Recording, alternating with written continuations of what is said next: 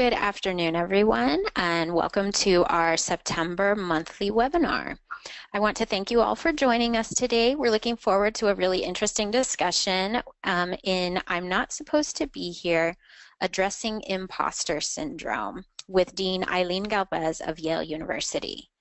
In fact, today's event is going to be a little bit different than previous webinars since Dean Galvez will be offering an interactive session today. So what that means is even though you all have come to the webinar muted as sort of is traditional for us, I'm actually going to unmute each attendee today so that you can jump in and participate when Dean Galvez asks questions or asks for participation. And without further ado, it is my great pleasure to introduce our speaker for today, Dean Eileen Galvez.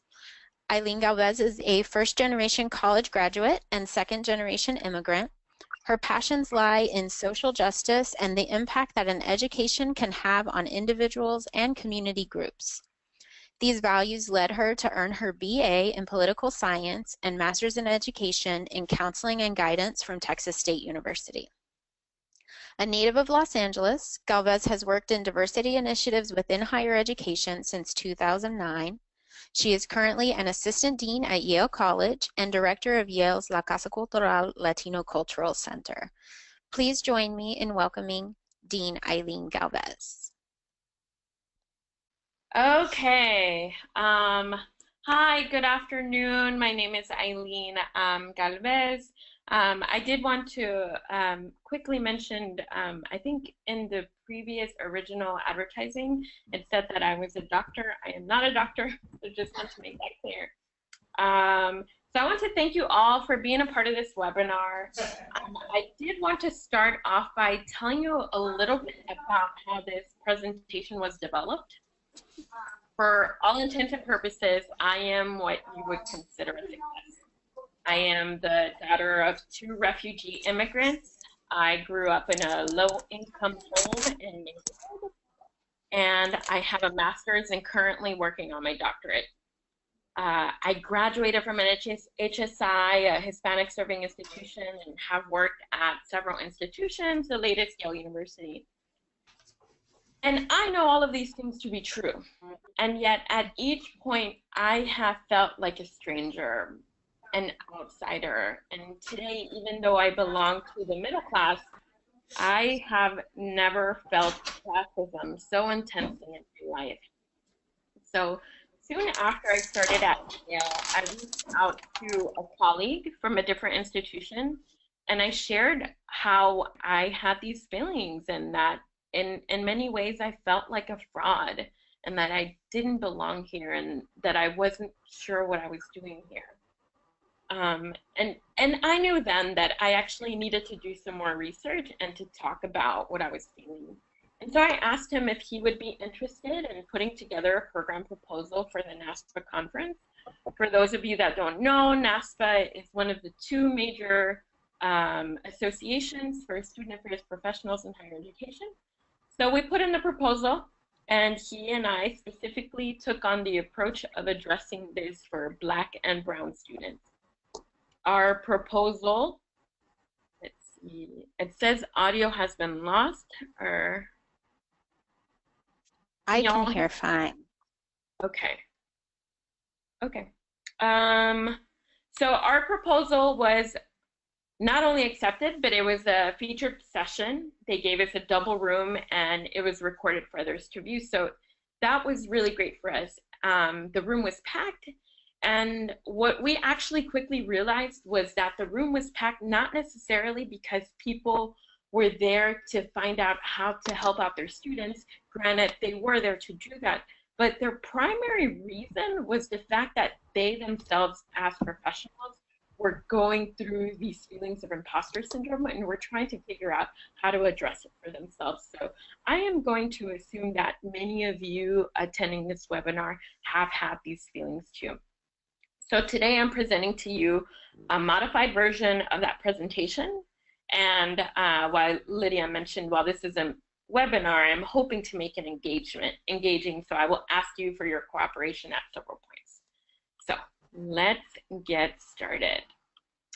And I'm just Um, going to, I'm sorry to interrupt, I'm just going to, I had unmuted folks, but then some of the ambient noise was overshadowing your own voice. And so as you ask questions, I will unmute folks for sure. Great, thank you. So is this you? This is going to be a small self-reflective activity, so we won't need to unmute anyone yet. I will call out some statements, and I want you to note to yourself if you normally feel that these apply to you. So I'll start with, I should be able to do everything myself. I should automatically get it. I often do not let people see me studying or working too hard. I should feel lucky to have gotten into the school, have gotten the promotion, the job, etc. I often assume when people are complimenting me that they are just being nice. I should succeed at everything that I do. I often hide my accomplishments. I often attribute my accomplishments to something other than myself. I often panic before a test, a presentation, a performance, or interview. So, is there anyone out there that would like to share if these statements struck you or connected with you in a way that you hadn't thought about before?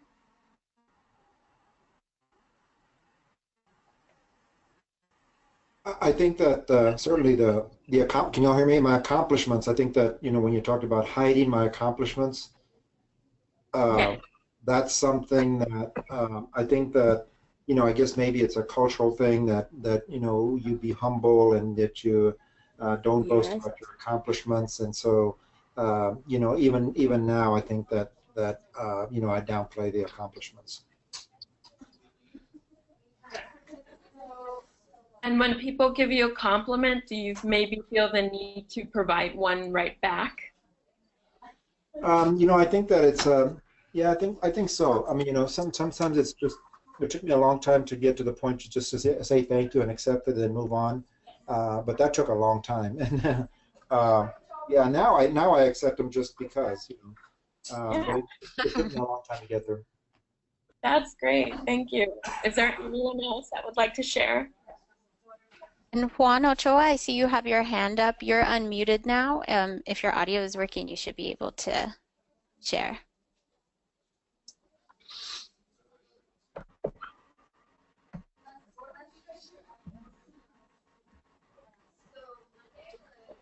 And maybe if you're having trouble with the audio, you can also just send me the question in the questions pane or your comment in the questions pane, and I can voice it for you.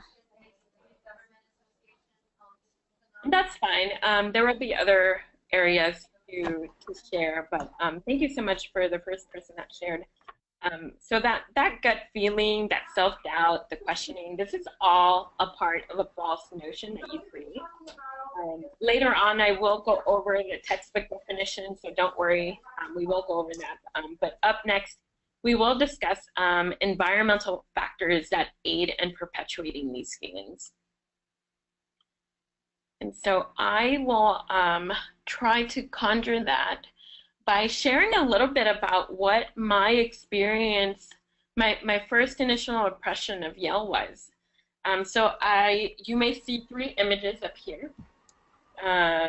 These are things that I noticed, and for context, Yale was established in 1701 for the advancement of elite white men. So I remember coming here for my interview and walking next to this big monument that said, "In memory of the men of Yale." So that really struck me. And then I kept walking forward, and I walked into a beautiful marble building, and in it was filled with the names of men carved into this beautiful marble stone. And it was celebrating the men of Yale that had fought and died in wars, not contemporary wars. That was interesting to me, right? Like, it was this huge acknowledgement and celebration of men. And that was my initial reaction. And I looked into other buildings, and all I saw were paintings of older white men, one of them including George Bush Sr. The second image is of a program. So this was when I actually started at Yale. And one of our honor traditions here is our first year assembly. And it's a ceremony, and it's very beautiful, and they give you a program, and you sing together. And I started to sing this, and I froze when I realized what I was reading. So I'm going to read to you the underlined red portions. Our exiled fathers crossed the sea. Laws, freedom, truth, and faith in God came with those exiles over the waves. And where their pilgrim feet have trod, the God they trusted guards their graves. So we were all literally singing of the colonization of this land. We had given these programs to our native students and asked them to sing about the theft of their land and culture, and somehow that being sanctioned by God. And this was the introduction to our students to Yale. That really struck me. The third image is beautiful window glass stain. That man there is John C. Calhoun. John C. Calhoun was arguably the most ardent supporter of slavery of his time. And he certainly had influence as he was the vice president of the United States from 1825 to 1832. And Yale, at the time, not anymore, had an entire residential college named after this man, and had images of him, and had Black students living in that residential college, and had them identify after his name. So Black students whose past was forced onto them through slavery were then asked to identify as residents of Calhoun College. So these are examples of symbols that without spoken send messages of exclusion. Now I ask you, are there examples of symbols on your campus that can provide those messages or similar messages? That's a great question. And while I'm unmuting folks so they can answer it, I wanted to note that Juan Ochoa, who comes to us from South Texas College, also sent in his response to the earlier question.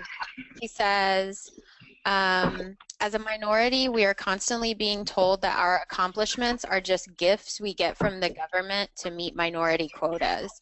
It seems like every accomplishment is belittled. My degree is a gift of affirmative action. When I get published, it's only because they needed, quote, another Mexican to meet quota.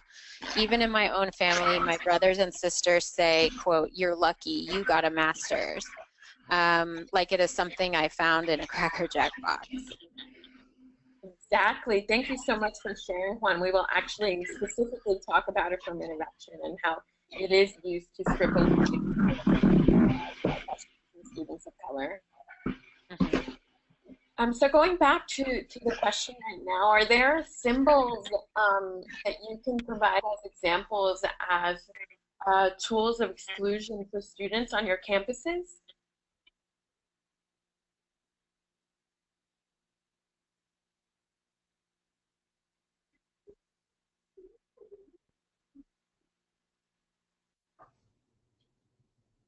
You know, our campus is a relatively new campus, so it doesn't have the hundreds of years of tradition and you know, something, you know, what like Yale does, and even, you know, and I think that coming from or working at a community college, you know, the symbolism I think is a bit different. So this college was established what, maybe 35 years ago.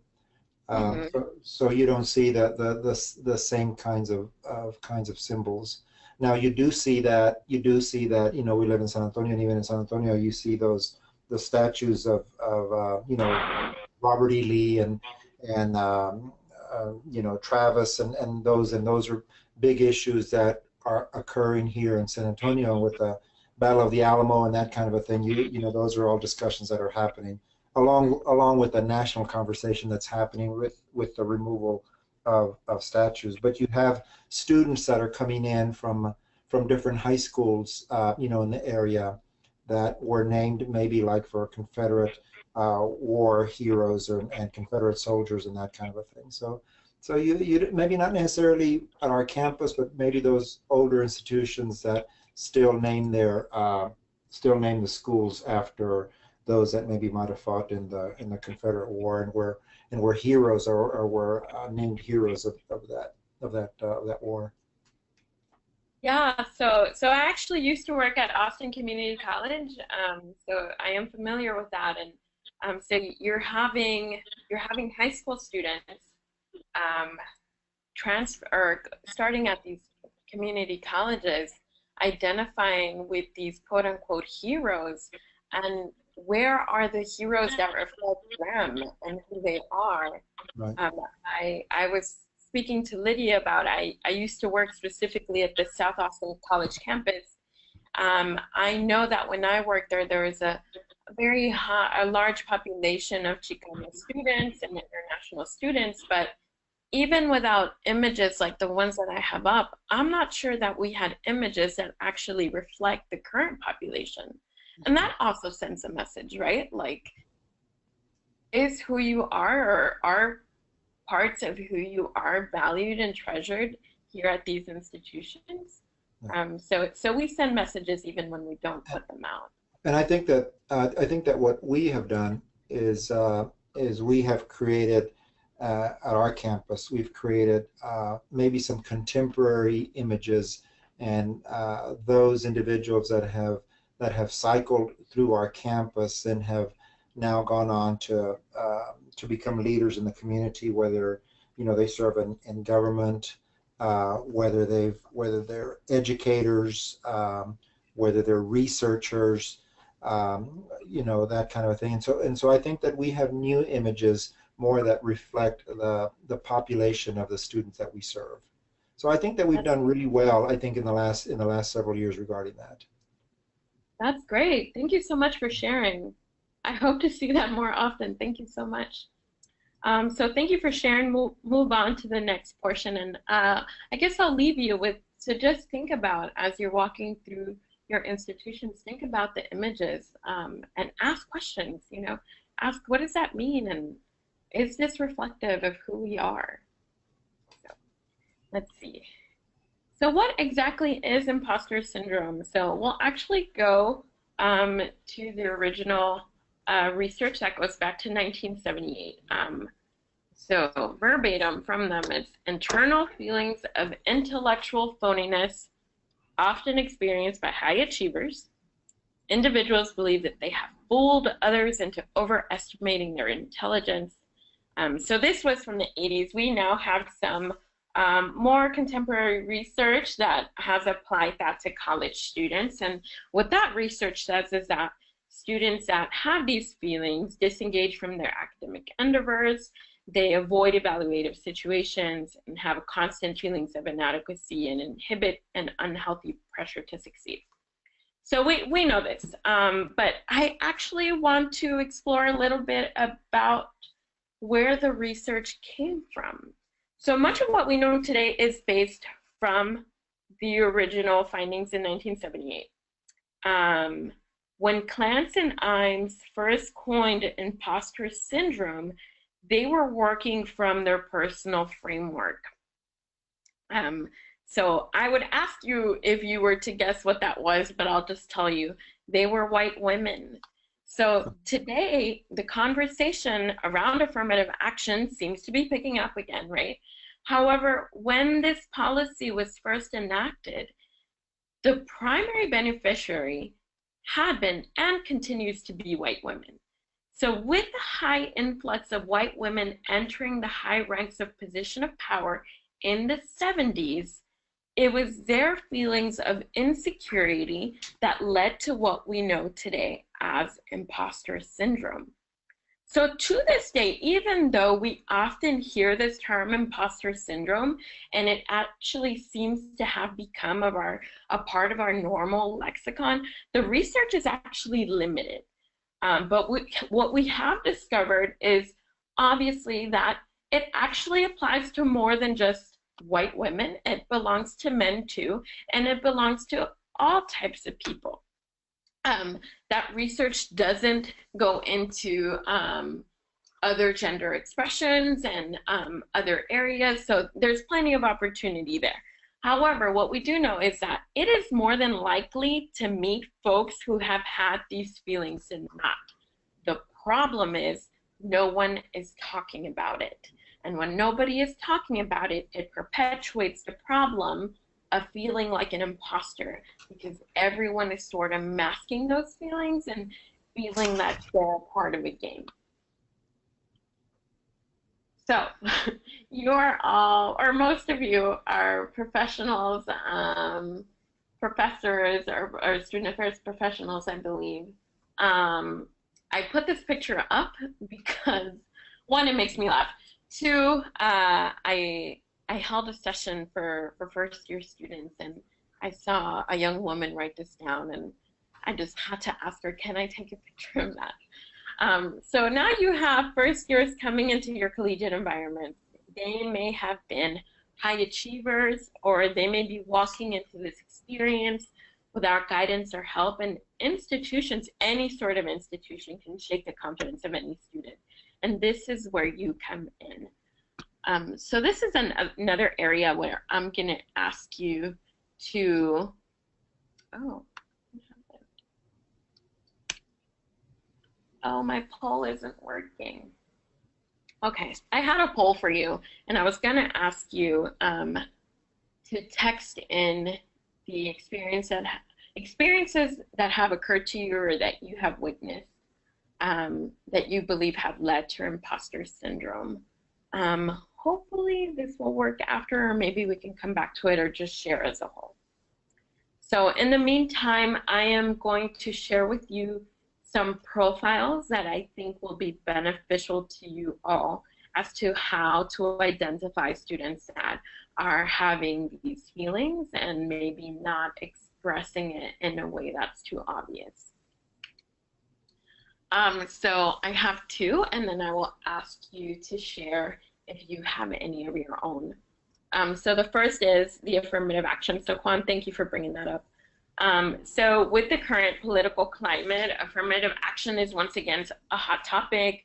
We obviously have the example of Abby Fisher in Texas, whom my students and maybe myself like to call mediocre Abby, who continues to proclaim that her spot was taken by students of color, right? Even though she wasn't a competitive candidate, but many of us already know that. What actually alarms me is that this year, and this year felt very different from other years. This year, I actually heard first-year students of color say, oh yeah, I'm here because of affirmative action.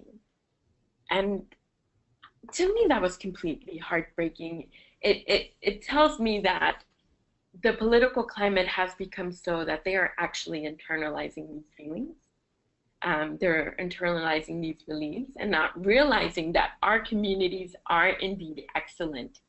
And it is interesting to me that in general, we fail to acknowledge that both white men and women are beneficiaries of affirmative action through such identities as first-gen status, low-income background, and military service, right? We often just think about the men and women of color and assume, oh, you must be here because of this, without acknowledging the full umbrella of what affirmative action truly covers. The second example is the domino effect. This often manifests in the first weeks of college. You may have already seen it very recently. So this is when you have students that have done pretty well before starting college. Then they arrive, and they may be taking a course, maybe like biology or math, and all of a sudden they receive their first succeed, D, or fail. And this leads them to believe that, oh my God, this means that I will fail the course, and that means I will fail the semester, which means I will flunk out of college, then my parents are going to be disappointed in me, and they're going to kick me out, and I'm going to end up homeless. So you can see that they spiral quickly out of control because they just haven't felt this, right? They haven't felt that they've been successful, and all of a sudden they're challenged in a different way, and because they haven't fully transitioned yet, they internalize that and believe, oh wait, I am an imposter. They were right all along. I don't belong here. I'm not going to be successful. So if you have that student, you may want to talk to them about imposter syndrome. So these are two that I see. Are there other examples of students that you have seen that maybe you can share with the rest of the group today?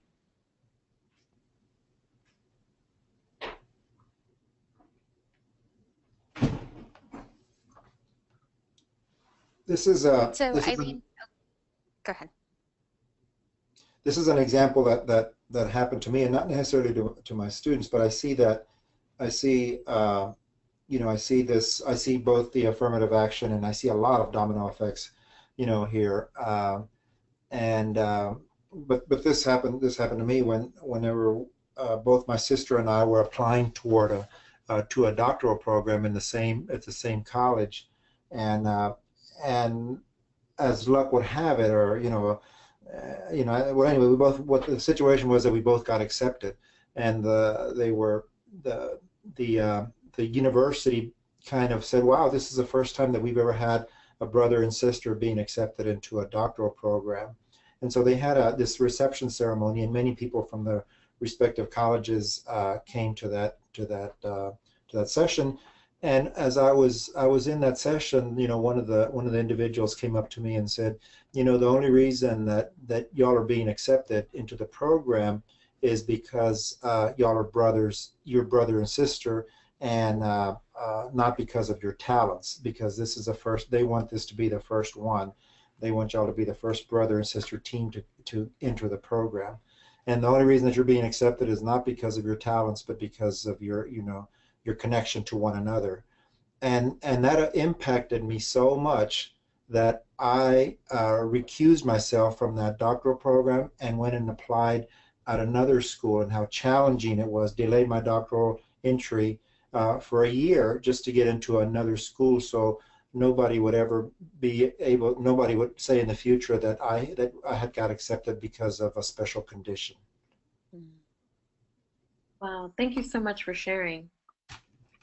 And we also have another comment from Juan Ochoa, who says, people do not understand that affirmative action is based on taxpayer contributions. If 30% of the population paying taxes is Black, then 30% of the state-funded institution should be Black. It is not, quote, reverse racism or a get into college free card for minorities. I think misinformation derails the pros of this program. Mm-hmm. Good. Right, thank you. Thank you so much.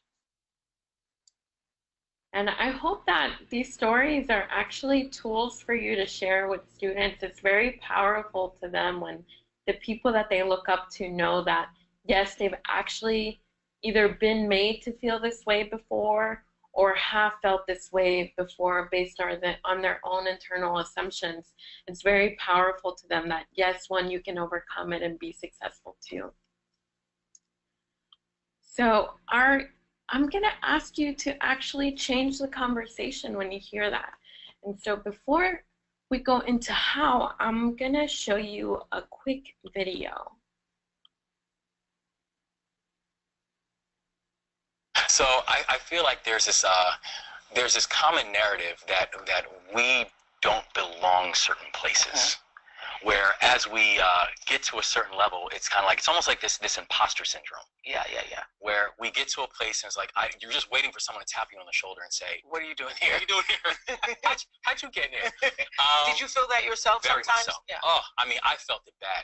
Where with every accomplishment that I got, I just felt like I'm not supposed to be here. I think about when I was announced as a Rhodes Scholar. People are like, oh, you're a Rhodes Scholar. People say that even when they don't even know what it means. They know what it means. You smart. But you know what it is? And my answer to them is always, but the Rhodes Scholarship was never intended for me. If Cecil Rhodes knew that I had received his money, this man would be turning, he wouldn't be just turning, he'd be doing backflips, side flips. He would be a dancing emoji backwards. Exactly. Yeah. All in his grave. Yeah. Because I was never the intended recipient. But I know how many people had to fight and work, and even if they didn't know me personally, they woke up every morning with the hope of me. That is it. With the hope of me. Yeah.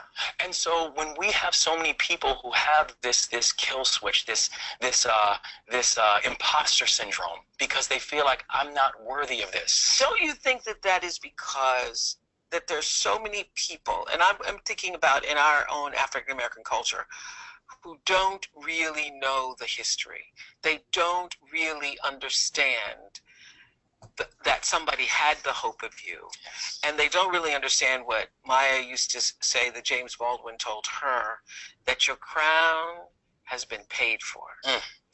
All you have to do is put it on your head and wear it. Don't you think it comes from not knowing where you've come from? That's right. Yeah. And the power in which that we come from. And understand that we are never in a room that we don't belong in. We're not in a room, whatever room that we're in, we're not in that room because of someone's benevolence. We're not in that room because of someone's social experiment. We're in that room because we belong there. And we then have to have that confidence that not only do we belong there, but we're not just there for wallpaper. Yeah. Hello, my beloveds. Thank you so much for...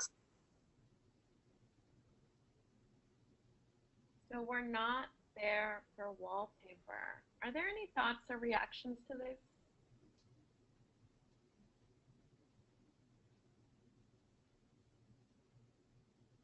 It's okay, you don't have to have them. So we'll move on. So how exactly do we change the conversation?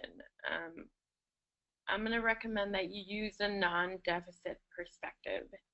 So we are often used to being described in minoritized ways that strips away power from communities that have actually survived through very impressive resilience. When you change the conversation, you are using your skills as a cultural navigator for students. As professionals that work with talented young people, you are already aware these students are capable, intelligent, and to put it simply, they are enough. How do you know this? Because you probably were in their position not too long ago. So I encourage you to view yourself as a cultural navigator for them.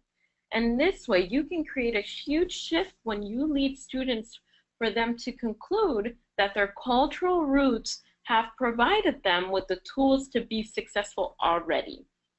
So you must change the conversation. You must allow them to see the brilliance that they hold, that they believe is just normal. It is not. They have been excellent in ways that cannot be measured by a standardized test or by a curriculum that is limited to European influence.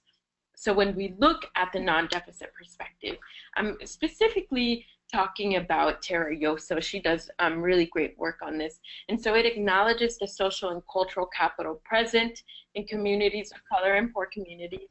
It shifts away from the assumption of an individualized personal possession of cultural capital, using such terms as collective, right? This comes from the comunidad. And it does not remove complete onus from individual, but instead takes into account structural impediments in focusing on what students from marginalized groups bring to their educational experience. I'm going to give you some specific ways that you can do that. So we will navigate students to confidence. And the first thing is name the elephant in the room. There is something completely validating in just hearing that these feelings are normal and that most people actually experience them. Just people don't talk about it. Be vulnerable. So feel free to share with them of your setbacks and your wins. It is all part of the actual collegiate experience that isn't defined by this perfect image that they have created. Point out their mastery. People are often quick to point out what they perceive as flaws or areas of growth. Help students by naming their skills that they may not actually see as skills. Okay, modeling non-deficit behavior. I believe we do this a lot. Know that students look up to you, and when you paint a picture-perfect picture that includes over-involvement or lack of sleep, and often their peers will do this, success appears to be seamless. This can help to create unrealistic expectations, and it's interesting that I hear my students say these words frequently. They will say, "Oh, I'm trash." Like, they will literally call themselves trash as they're like doing these amazing things, and yet they have younger students looking up to them and thinking like, wow, they're doing all these amazing things and they still don't think that that's enough. Well, what does that say about me? So we need to encourage our students and ourselves not to model non-deficit behavior, or to model non-deficit behavior. Lastly, run your own race. We need to encourage students that they can't always look to their peers and think that they will have that same experience, because it's just a different race. They sometimes pressure themselves and they feel that they have to keep up with them, even though they are interested in completely different things or at a different personal development stage. Encourage students to not model goals after others. There should be resources available so that the students create their own menu of options. And so these are some personal strategies that I use. Once again, and I'll keep saying this, little shame, just call it what it is. That sounds like imposter syndrome. Let me tell you about that. What have you done so far? So I know that most people that I know, if I tell them, hey, what do you need to work on? They will quickly give me a really long list. If I tell them, hey, what are you really good at? They will have to, they will pause, they will ponder, they will think about it, and maybe give me one or two things.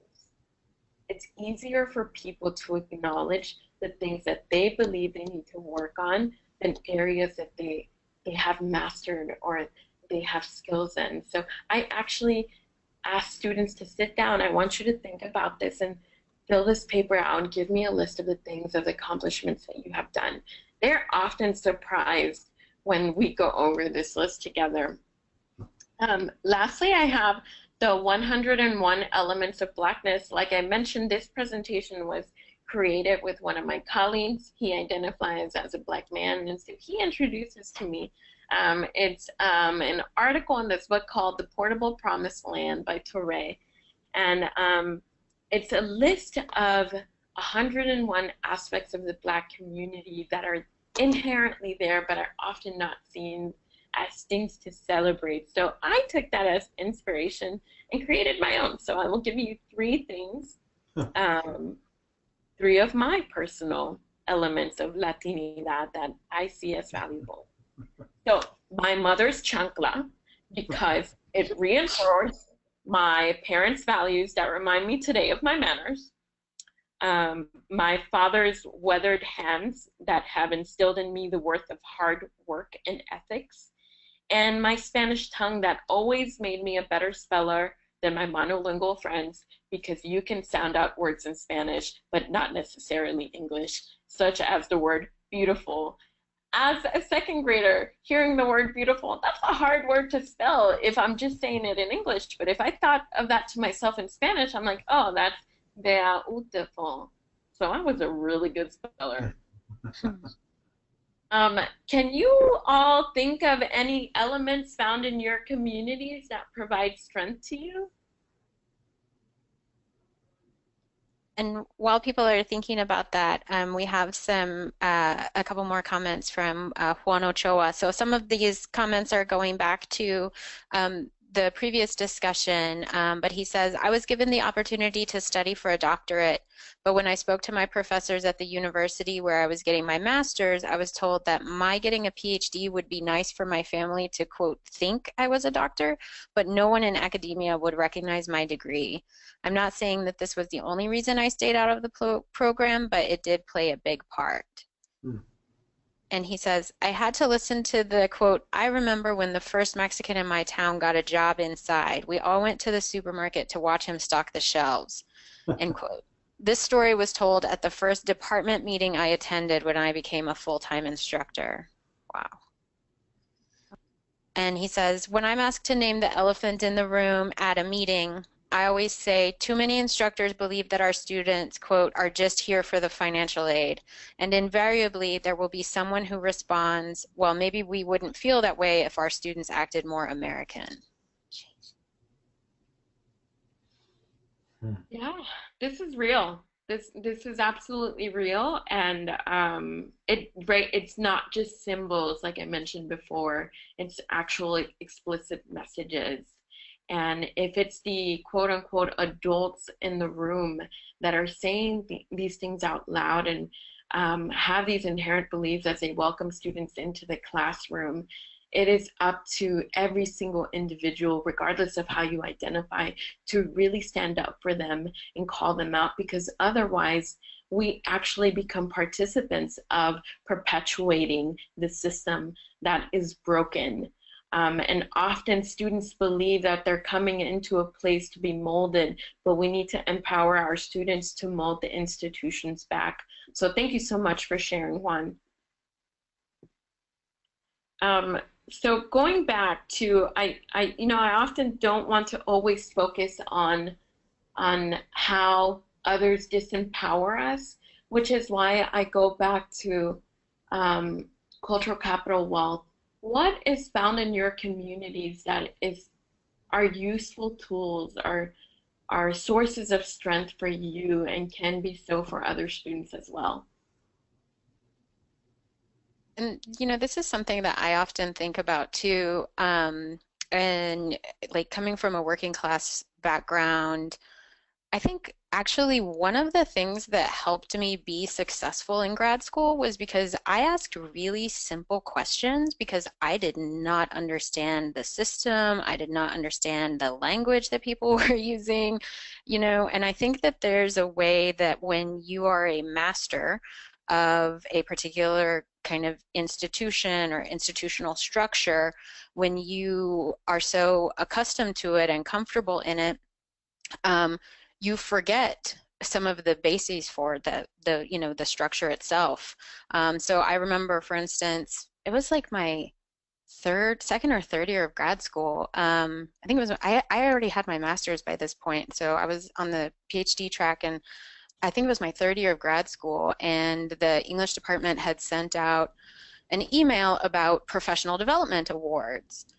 And I read the email, and then I was talking to a professor about how I really wanted to go to this conference, but I didn't think I could afford it. And she was like, well, did you apply for one of the travel grants? And I was like, what travel grants?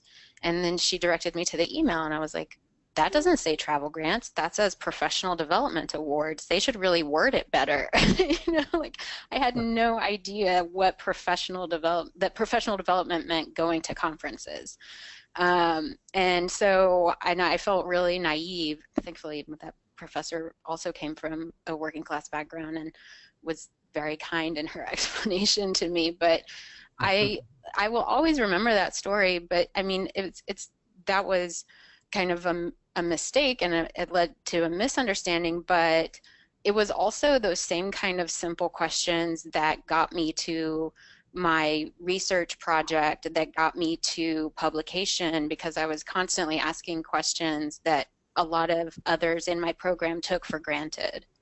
Yes, thank you so much. And I see that a lot. I see that a lot with my first gen or low income students, or both. They it's interesting to me that they're sometimes not willing to ask the question. And what they actually don't know is the ones that ask the most are the students that come from privileged backgrounds. They know the system already. They're much more comfortable. And so I'm actually really glad, Lydia, that you had the courage to ask those questions. And sometimes when we break that down to students, they're kind of shocked, like, wait, what? You're saying that it's not just people like me? I'm like, no. Most students are asking. It's just you're afraid to ask. Yeah. Yeah.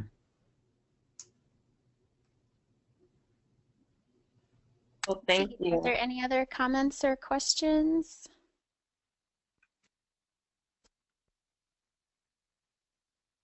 Well, great. Well, I think for Please, hello? please go. Oh, okay.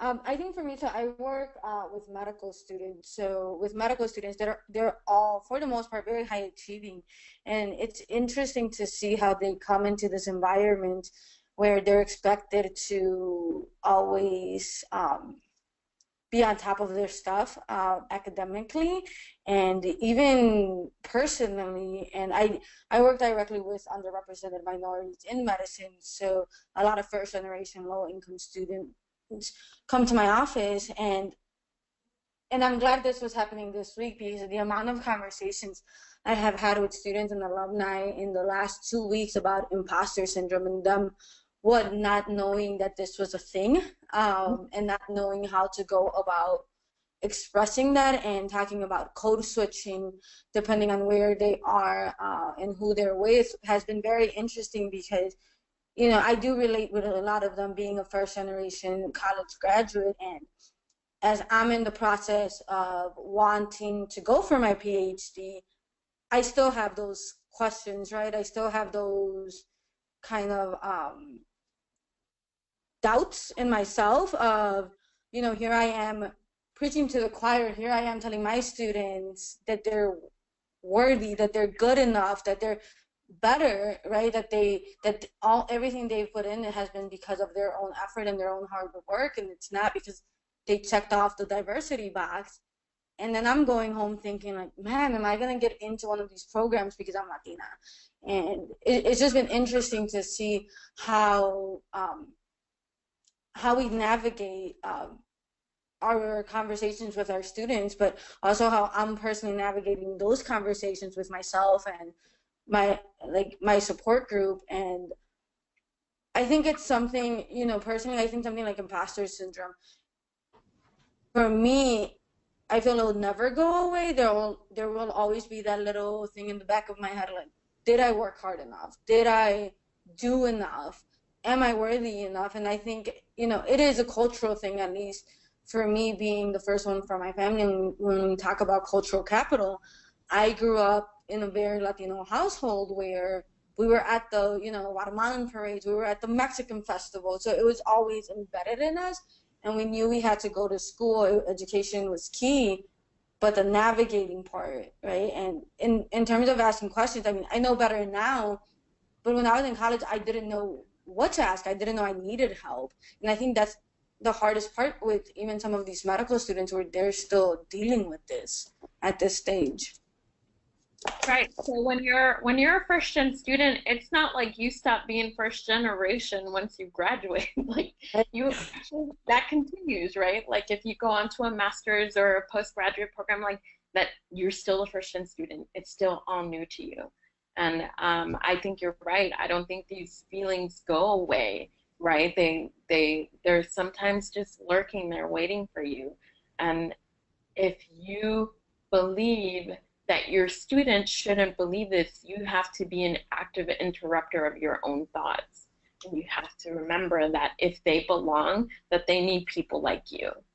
And we are the people that often become voices for them because they're not comfortable maybe saying it to all folks, right?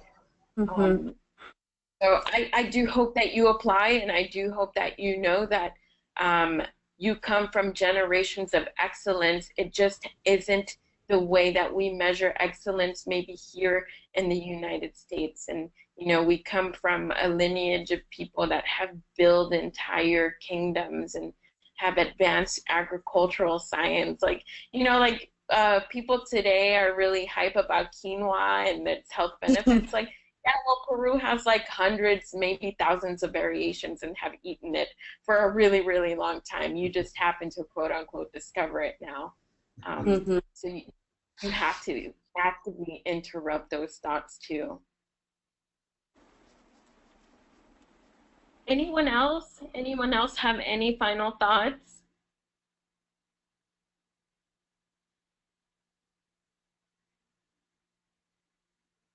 Well, thank you so much for letting me share today.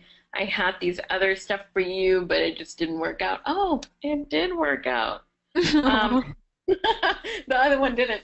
Okay, so this, Lydia, I don't know if it's, I wanted to maybe put this poll where people can text their answers and maybe they can be emailed out to the group. Is that possible? Yeah, we could do that. Yeah. Okay, so so the final question that I have for you is, what is your advice for assisting students in overcoming imposter syndrome? I will leave this up for you. You don't have to answer it right now, or you can, but I'll collect these. I'll maybe close these tomorrow at 5, and whatever is shared, we will share with the entire group that was in attendance today. Great. So like I said, I'll leave this up, and if there are no other questions, I just want to thank you for inviting me today.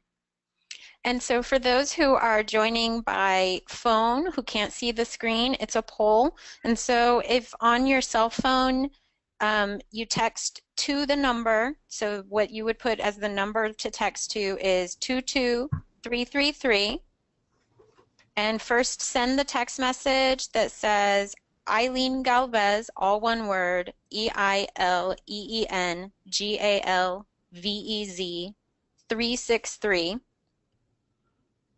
Text that as the message to 22333, and that'll get you onto the system, and then from there you can text to Eileen, what is your advice for assisting students in overcoming imposter syndrome?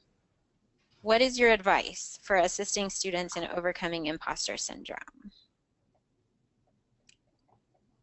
So thank you so much. Yeah, and we can leave that up on the screen for just a little bit, and then we will turn our attention to our college reports. And many of you are unmuted if you want to say something to Dean Galvez. Dr. Chavez says, thank you, Dean Galvez, great discussion, and thank you, absolutely, thank you for being a peer mentor.